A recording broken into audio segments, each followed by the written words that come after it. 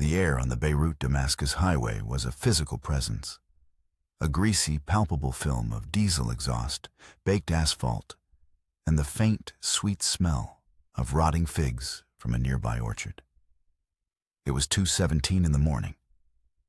The wind, a dry and surprisingly cold current funneled down from the barren slopes of the anti-Lebanon mountains, was a katabatic breath that carried the grit of the mountains and scoured the dusty turnout where the dark blue Opel Vectra sat like a patient predator. The car was anonymous, its paint deliberately scuffed, its model year, a 2004, old enough to be forgotten. Yet its engine was a heavily modified Z20 LET turbo, tuned to perfection in a sterile Tel Aviv workshop, and its tires were military-grade run flats.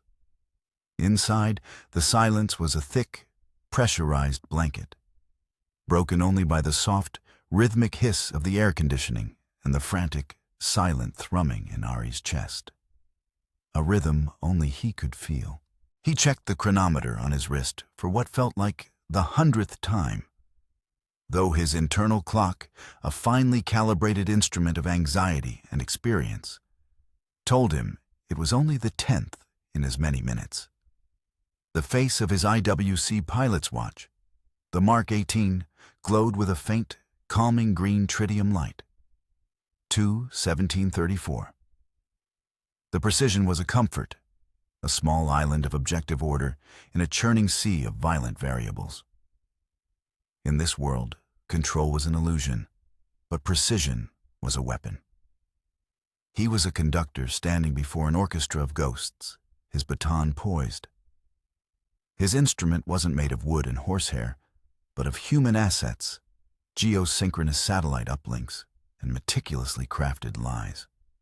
A constellation of lethal potential spread across 2 countries. They were all silent, all holding their breath, all waiting for the downbeat. That downbeat would come in the form of a single, unremarkable vehicle. An Isuzu N-Series refrigerated truck, license plate B788-412, belonging to Al Baraka Fresh Produce. Ari flexed his fingers on the worn leather of the steering wheel, the smooth grain a familiar anchor in the darkness. His lower back ached, a dull, persistent complaint from the hours of stillness. A souvenir from a misjudged parachute landing outside of Kirkuk years ago. The thermos of bitter, overbrewed coffee on the passenger seat was empty, its residue leaving a sour, metallic taste in his mouth that he couldn't scrub away with his tongue. This was the unglamorous reality of the job. The 99% of the iceberg submerged beneath the surface of cinematic fantasy. It wasn't the frantic chases through crowded souks or the explosive gunfights in glittering casinos. It was the endless, soul-crushing waiting for a light to change, for a phone to ring, for a pair of headlights to appear over a distant, shimmering hill on a forgotten highway in the dead of night. And then, they did. A pair of halogen beams sliced through the shimmering darkness, cresting the rise like the eyes of some nocturnal beast. Ari's pulse quickened, a Pavlovian response honed over 2 decades of such moments. The adrenaline was not a jolt, but a slow, cold infusion, sharpening his senses, dialing the world into high definition. He moved without conscious thought, his hands finding the Steiner military M22 7x50 night vision binoculars on the seat beside him. The rubberized armor of the device was cool and solid in his grip, a familiar weight. He raised them to his eyes, and the world resolved into a brilliant, ghostly green. The monochrome landscape was etched with impossible detail, every rock and desiccated shrub thrown into sharp relief by the amplified starlight. He tracked the vehicle's ponderous approach. It was a lumbering 6-wheeler, its profile unmistakable, its suspension groaning under a heavy load. The Thermo King refrigeration unit bolted to the front of the cargo box hummed a low, steady thrum, a vibration he could feel through the chassis of his car more than hear. The logo on the side, a stylized palm tree arcing over a crescent moon, swam into focus, its peeling paint visible even in the green gloom. It was the one. "Yael, confirm," he whispered into the lapel mic clipped to the collar of his simple cotton shirt. His voice was a dry rasp, the sound of disuse. The reply was instantaneous, a woman's voice, cool and clipped as the slide of a well-oiled pistol. It wasn't in his ear. It was inside his head, transmitted via a subdermal receiver implanted behind his right ear. It was a marvel of bio-integrated technology that vibrated the mastoid bone to produce sound, leaving his ears free to monitor the ambient environment. "Confirmed, Ari. Target is on approach. 2 clicks from your position. No escort. Single driver.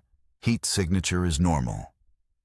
He just finished a cigarette, tossed it out the driver's side window about 30 seconds ago. Brand is Cedars, the cheap local ones with the unfiltered tips. I can see the embers still glowing on the shoulder. He's listening to Radio Saut al-Ghad. They're playing a Fairuz classic, Li Beirut. Seems appropriate. Ari permitted himself a small, tight smile that didn't reach his eyes. The level of detail was their lifeblood, the currency of their survival. Yael was his angel, his guardian, perched in the digital ether 100 kilometers away, in a secure, climate-controlled room north of Tel Aviv, a place officially designated as a meteorological data center. Her eyes were a network of high-altitude drone feeds, thermal imagers cross-referenced with real-time satellite imagery, and a signals intelligence suite that could pluck a single mobile phone conversation out of the cacophony of a bustling city. She saw everything. She was the ghost in the machine. "All teams, status check," Ari commanded, his voice barely a murmur. 3 distinct clicks, spaced a precise second apart, answered in his earpiece. Click. The takedown team, 6 men from the Kedon unit, the Mossad's tip of the spear, silent and invisible in a blacked-out Mercedes Sprinter van, parked in a darkened side road a kilometer ahead. Click. The extraction team, waiting with a quiet sedan and a medic on a parallel dirt track, ready to make the driver, Farid, disappear into the night. Click. The Overwatch sniper team, 2 men nestled into a rocky escarpment above the highway, their Barrett MRAD rifle, chambered in .338 Lapua Magnum and fitted with a Trigicon thermal scope, capable of turning the truck's engine block into a useless block of scrap metal from over a mile away if things went sideways. All ready, all silent. The orchestra was tuned.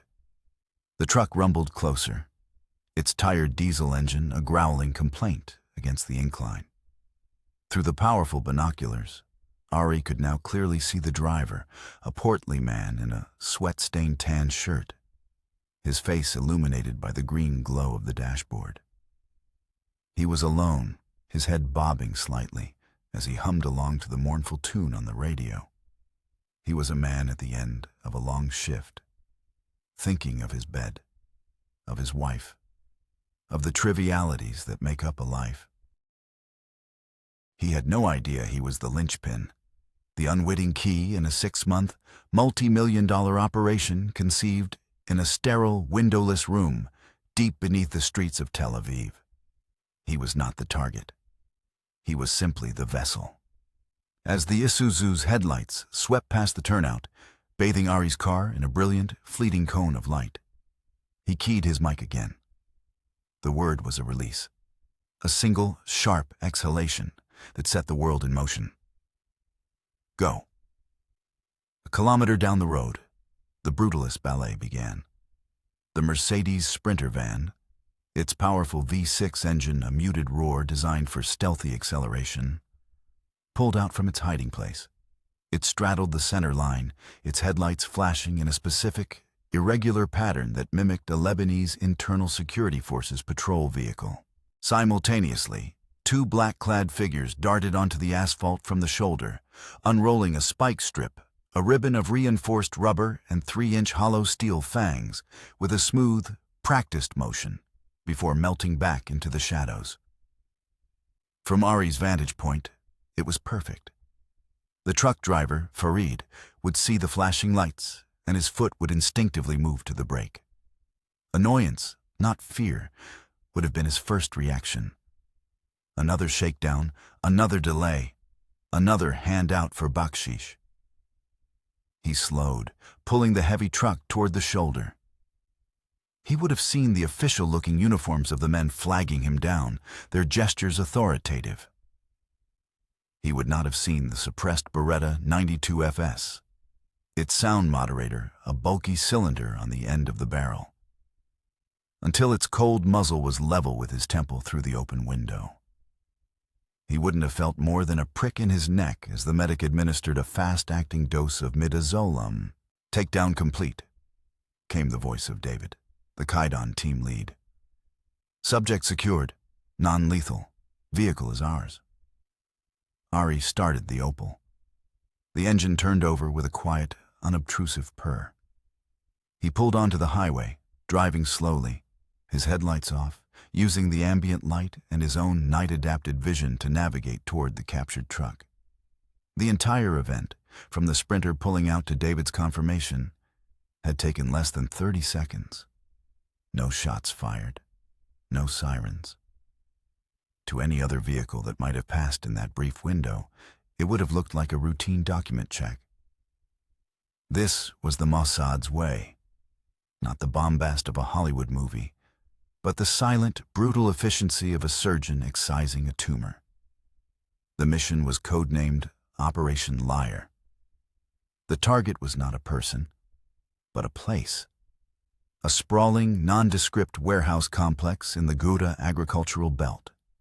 A verdant swath of farmland east of Damascus. On paper, it was a logistics hub for the Syrian 4th Armored Division, storing spare parts, fuel, and rations.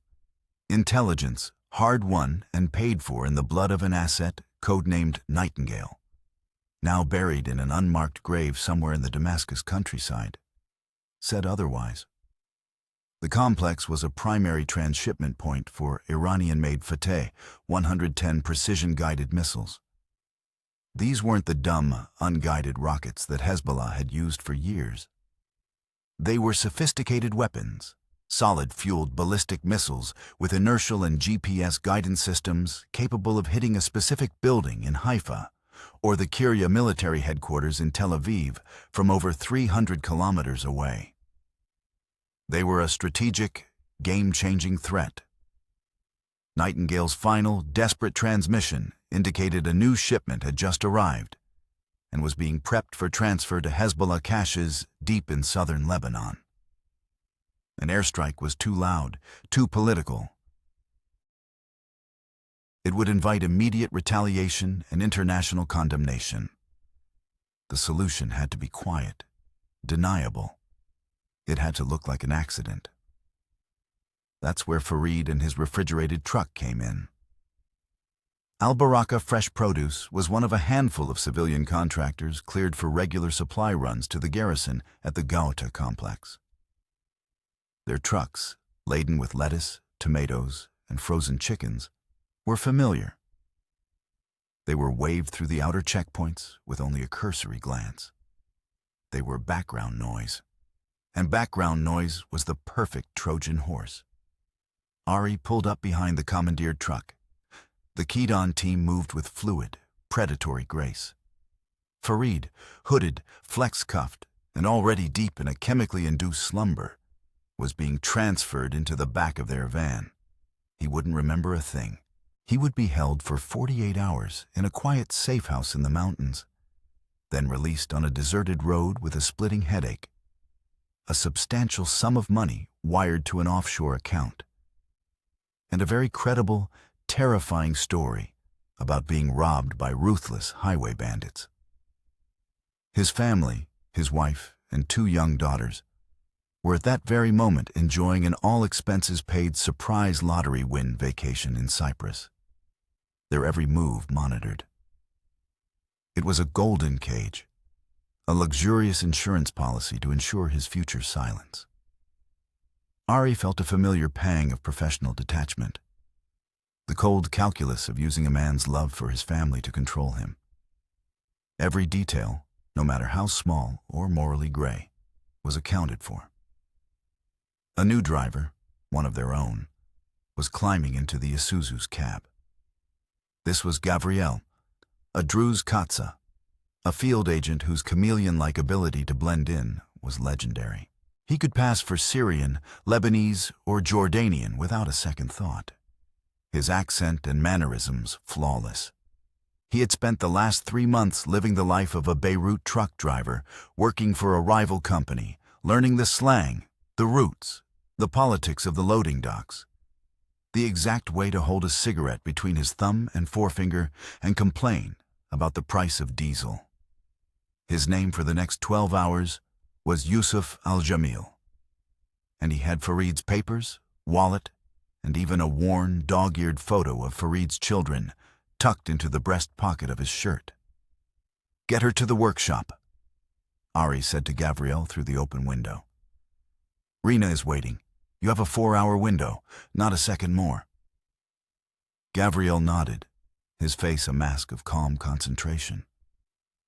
There was no sign of the immense pressure he was under. He ground the gears of the Isuzu, a sound of protest from the old transmission, and pulled away, heading not toward Damascus, but deeper into the Bekaa Valley, toward a derelict winery that had been secretly purchased by a Mossad shell corporation 6 months prior. Ari watched the truck's taillights disappear around a bend. Phase 1 was complete. Now, the real work began. He got back in his car and followed, a silent shadow guarding the most important delivery truck in the world. The winery was a masterpiece of theatrical decay. From the road, it was a ruin. Crumbling stone walls choked with ivy, collapsed roofs exposing skeletal timbers to the sky, and rusted fermentation tanks lying on their sides like fallen giants.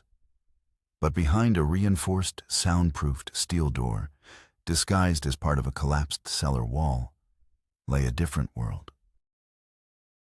It was a sterile, brightly lit workshop that smelled of ozone, solder, and industrial cleaning agents, all underpinned by the faint, earthy scent of the cellar itself. It was a clandestine laboratory, a pocket of the 21st century hidden inside the 19th.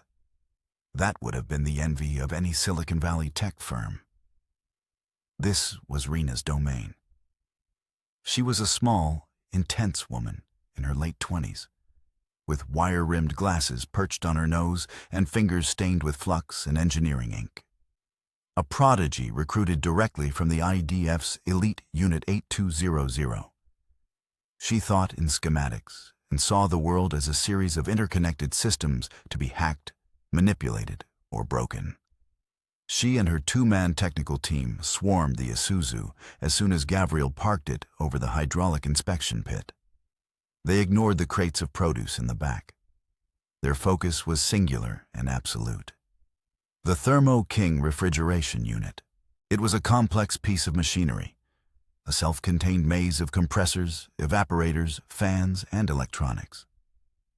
It was also the perfect, innocuous hiding place. "Internal diagnostics port is live," Rina said, more to herself than to Ari, who stood watching from the doorway, a silent observer in her kingdom. She plugged a ruggedized Panasonic Toughbook into a small, grease-covered socket on the unit's control panel. Lines of code, a language Ari would never comprehend, scrolled rapidly across her screen. Firmware is version 3.4, standard. No anomalies. They haven't updated it in years. Lazy, good for us. Her team, using specialized torque wrenches and magnetic drivers, began to dismantle the unit's outer casing with a practiced, silent speed. Their movements were economical and precise, a testament to endless rehearsal. Within minutes, the guts of the machine, A tangled web of pipes, wires, and heat sinks were exposed to the harsh fluorescent light. The weapon, if it could be called that, was not a bomb. A bomb was crude, detectable, and left a telltale crater and chemical signature. Operation Liar required something far more elegant, something that would leave a mystery in its wake. The device Rena's team had designed and built was codenamed the Harp. It was a flat, matte black composite box, no larger than a hardcover copy of War and Peace. It contained no explosives. Its payload was pure, focused vibration. Inside the box was a series of cryo-cooled piezoelectric transducers coupled with a magnetostrictive core made of a terbium-dysprosium iron alloy, a material known as terphenol D. When activated by a specific multi-layered encrypted signal, the harp would begin to resonate, emitting a focused, ultra-low-frequency acoustic wave, inaudible to the human ear but immensely powerful. The frequency was not random. It had been precisely calculated over months of painstaking analysis by Mossad physicists, based on intelligence from Nightingale about the exact chemical composition of the Iranian missile fuel and warheads. It was tuned to match the harmonic resonance of the crystalline structure of the trinitrotoluene, T in T, and RDX compounds used in the warheads of the Fateh 110 missiles.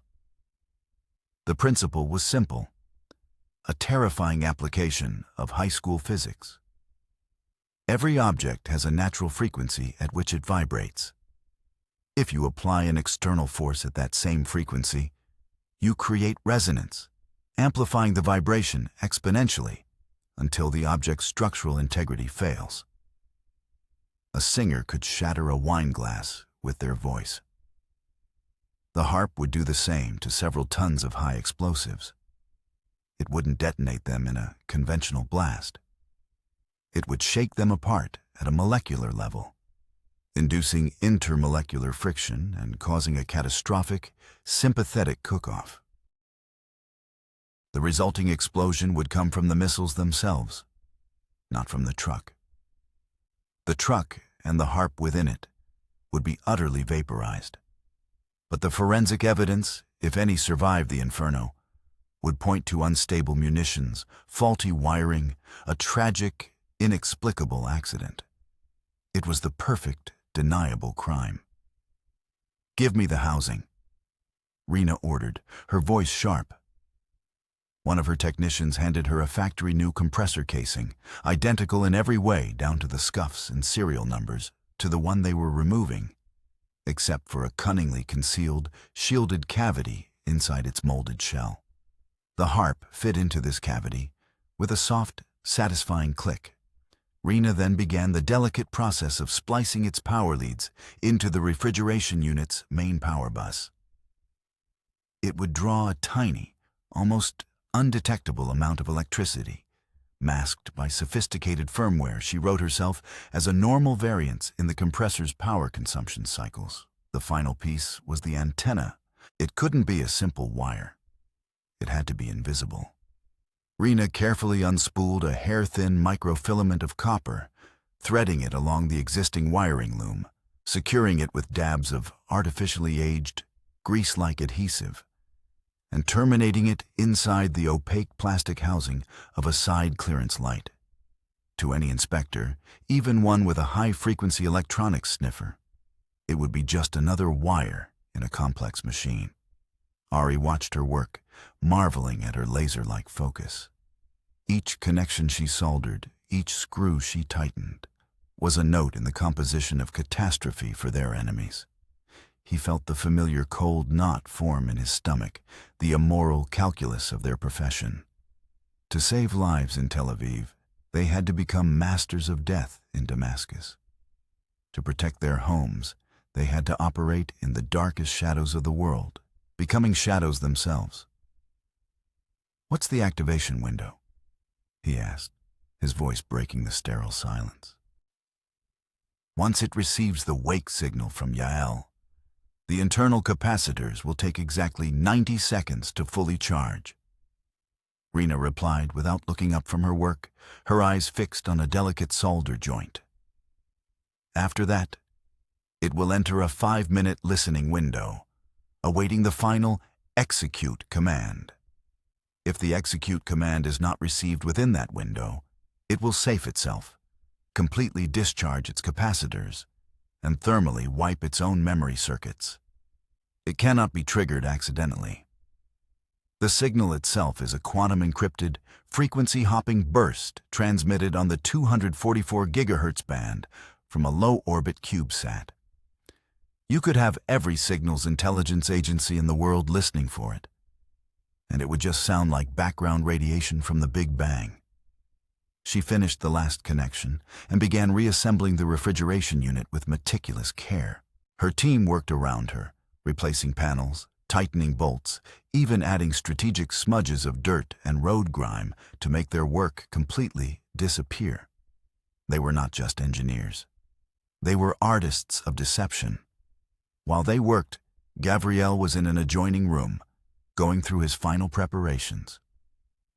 He was no longer Gavriel, the Mossad Katsa. He was Yusuf al-Jamil, a driver from Tripoli, weary, underpaid, and smelling faintly of cheap tobacco and the cardamom coffee he had been drinking. His clothes were worn, his hands calloused from a chemical agent that mimicked years of manual labor. He had a 2-day stubble, carefully trimmed to look untidy. He'd been listening for hours to covert recordings of Farid's voice, captured by a microbug planted in his cab weeks earlier, perfecting the man's particular cadence and slight lisp when pronouncing the letter S. He was method acting for an audience that could kill him if he missed a single line. "The manifest," Ari said, handing Gavriel a clipboard with a sheaf of dog-eared, artificially aged papers. The usual. 50 crates of tomatoes, 20 of cucumbers, 100 frozen chickens. But we've added one item at the bottom. 10 kilos of premium pistachios from Aleppo. A gift for the quartermaster. It's a classic bakshish tactic. It gives you a reason to engage him, to build a little rapport. It makes you memorable in a good way, just another driver trying to grease the wheels. Gavriel took the clipboard, his eyes scanning the forged documents, which were masterpieces of the forger's art. The quartermaster's name is Captain Bassam, likes his tea sweet and his jokes dirty, has a son studying engineering in Homs, divorced, supports Real Madrid, got it. The information had been supplied by Nightingale, a final gift from a ghost. By 6 o'clock, the sun was beginning to cast a pale, watery light over the valley. The truck was ready. Rena stripped off her latex gloves and gave Ari a single, sharp nod. "The harp is sleeping," she said. "It's your job to tell it when to sing." Gavriel climbed into the cab. He turned the key, and the diesel engine chugged reluctantly to life. He adjusted his mirrors, took a deep, centering breath, and gave Ari a final look. There was no fear in his eyes, only a profound, chilling focus. Ari nodded back. No words were necessary between men like them. Gavriel put the truck in gear and rumbled out of the winery, leaving the scent of diesel hanging in the cool morning air. He turned back onto the highway, this time heading east, toward the Syrian border and the heart of the lion's den. Ari and a small communications team were already on the move in a different vehicle, a battered plumber's van that was anything but. Inside, it was packed with a sophisticated signal suite. They would parallel Gavriel's route, staying 5 to 10 kilometers away. A digital guardian angel, close enough to monitor, far enough to be safe. Yael was their link, her voice a constant, calming presence in Ari's ear. "Truck is approaching the Masna border crossing," Yael reported an hour later. "Traffic is light. Standard Lebanese and Syrian army presence. I'm monitoring their radio chatter. Nothing out of the ordinary. Ari's knuckles were white as he gripped the steering wheel of the van. This was the first major hurdle. While the papers were perfect, created by the masters in the Mossad's technical division, a suspicious, bored, or unusually diligent border guard could derail everything. "I have audio from the cab," Yael said. The sound of Gavriel's voice, slightly distorted by the tiny microphone, filled Ari's earpiece. He was humming the same Fairuz tune Farid had been humming hours earlier. "He's good," Ari muttered to the comms tech beside him. "He's terrifyingly good." The next 10 minutes stretched into an eternity. Ari could hear the muffled voices of the guards speaking in a thick, regional Arabic, the rustle of papers, the solid thump of a fist on the truck's side panel. "Open the back," a gruff voice demanded. A pause, the metallic squeal of the cargo door's latch. "Just produce," Gavriel said, his voice laced with the perfect amount of weary deference. "For the 4th Division, it's all on the manifest." "4th Division, eh? Big shots," the guard grumbled. "What's in that small box?" "Pistachios, a little gift for Captain Bassam." Another pause. Ari held his breath, the van suddenly feeling small and suffocating. Then a short, barking laugh. "Bassam, that old dog. Tell him he still owes me for that poker game last month. Go on, get out of here. Don't let the chickens thaw." The cargo door slammed shut. The truck's engine revved. "He's through," Yael said. And for the first time, Ari detected the faintest hint of relief in her professional calm. "He's in Syria." One hurdle down. But the most dangerous part was still to come.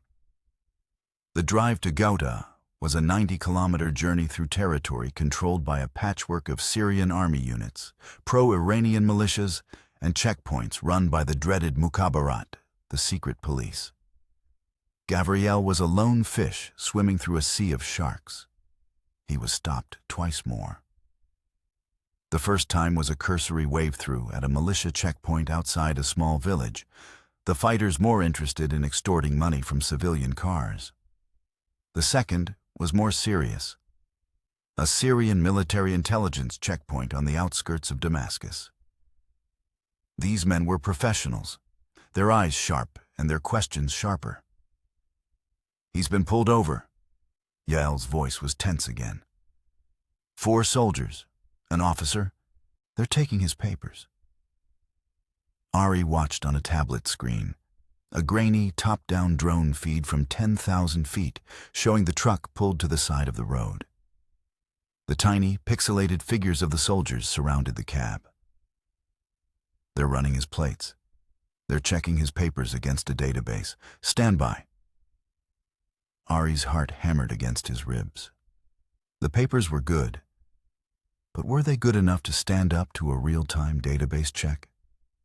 Had Farid's company reported him missing yet? They had built in a 6-hour buffer, but buffers could shrink. "The officer is walking to the cab," Yael narrated, her voice a low, steady murmur. "Gavriel is getting out." The drone's camera zoomed, the image degrading as it pushed its digital limits. Ari could see Gavriel gesturing, talking. He seemed calm, relaxed even. He was smiling. He reached into his pocket and offered the officer a cigarette. The officer took it. They stood there for a moment. 2 men smoking in the bright Syrian sun, a cloud of blue smoke rising between them. "What the hell is he doing?" Ari hissed. "He's using the pistachio gambit again," Yael said, her voice a mix of admiration and terror. "He's telling the officer that Captain Bassam is a notorious stickler for fresh produce and that he'll be in deep trouble if he's late. He's making himself a relatable problem, a fellow soldier in the great war against bureaucracy." It was a masterclass in psychological manipulation. Gavriel wasn't a spy in a truck. He was just a working man trying to do his job, caught in the gears of the system.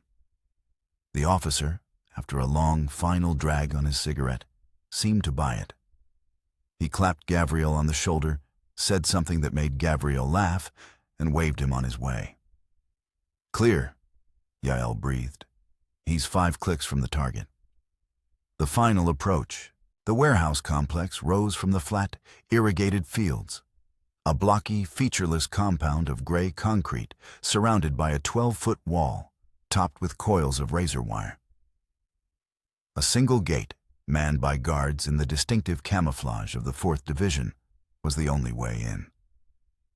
"This is it," Ari said, his voice low. He pulled the van over on a low ridge overlooking the area, half a kilometer away. Through his binoculars, the compound looked sleepy, innocuous. But he knew that beneath the soil, in climate-controlled bunkers, lay the instruments of a war they were trying to prevent. Gavriel slowed the Isuzu and pulled up to the gate. A guard approached, his AK-47 held loosely, almost carelessly across his chest. Gavriel leaned out the window and handed over the manifest. The guard glanced at it, then peered into the cab, his eyes lingering on Gavriel's face. "You're not Farid," the guard said, his voice flat, a simple statement of fact. The words hit Ari like a physical blow. It was over. All of it. A simple facial recognition failure. A new guard who knew the regular driver by sight. All the planning, all the technology, all the risk, undone by a random human element. There was a moment of profound silence on the audio feed. Ari could picture Gavriel in the cab, his mind racing, every nerve screaming, his hand likely resting near the concealed Glock 19 taped beneath the dashboard. Then Gavriel's voice came through, calm and laced with a perfect note of weary annoyance. "Farid is sick. His son has the fever. I'm his cousin, Yusuf. The company called me in this morning. Do you want to call the office? We can wait. But Captain Bassam will have my head if his chickens are warm."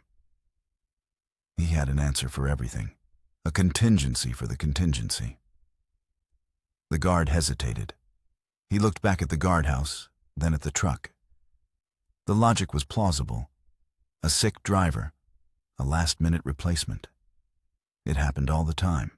And the reference to the notoriously ill-tempered quartermaster was the final, persuasive touch. "Fine," the guard grumbled. "Pop the latch on the back. Stay in the cab." The guard walked to the rear of the truck, opened one of the heavy doors, and peered inside at the stacked crates of vegetables. He didn't climb in. He didn't unload anything. He just took a quick, cursory look, the same check they always did. Satisfied, he slammed the door shut and waved Gavriel through. "He's inside the wire," Yael confirmed. The heavy steel gate swung shut behind the Isuzu. Gavriel was now completely on his own, a lamb in a lion's den, carrying a silent song of destruction. He drove slowly across the dusty compound, following the faded signs to the supply depot at the rear of the main warehouse building. Ari tracked his progress, his eyes glued to the binoculars, his knuckles aching from his grip. There were more soldiers here, lounging in the shade of a corrugated iron awning, cleaning their weapons. A forklift sat idle near a loading bay. Gavriel parked the truck exactly where Intel had indicated he should, adjacent to the large grated ventilation shaft for the underground levels. The low-frequency vibrations from the harp would travel most efficiently through that shaft, directly into the concrete bunkers below. It was the sweet spot. He hopped out of the cab and flagged down the forklift operator. The unloading began, crate after crate of tomatoes and cucumbers. It was an agonizingly slow, mundane task at the heart of an earth-shattering conspiracy. Gavriel worked alongside the soldiers, laughing at their jokes, trading insults about football, playing his part to perfection. He delivered the box of pistachios to Captain Bassam, who grunted his thanks without looking up from his paperwork. Gavriel was just another face, another part of the daily routine. 40 agonizing minutes later, the truck was empty. Gavriel had a soldier sign a final piece of paperwork, collected his copy, and climbed back into the cab. He started the engine. "He's leaving the depot," Yael said. "He's heading for the gate." This was the most dangerous moment.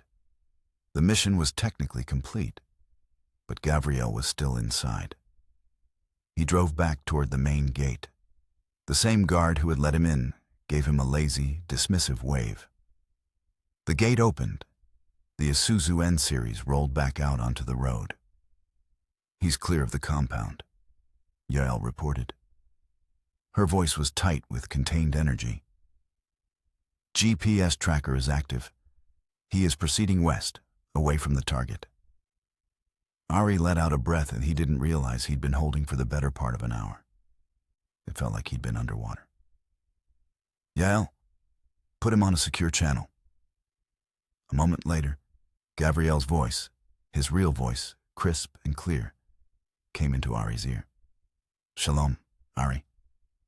"Status, Gavriel?" "The package is delivered. I'm on my way to the extraction point. All quiet." "Good work," Ari said. The words felt ridiculously, tragically inadequate.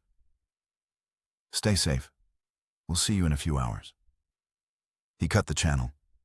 Now, there was only one thing left to do. "Yael?"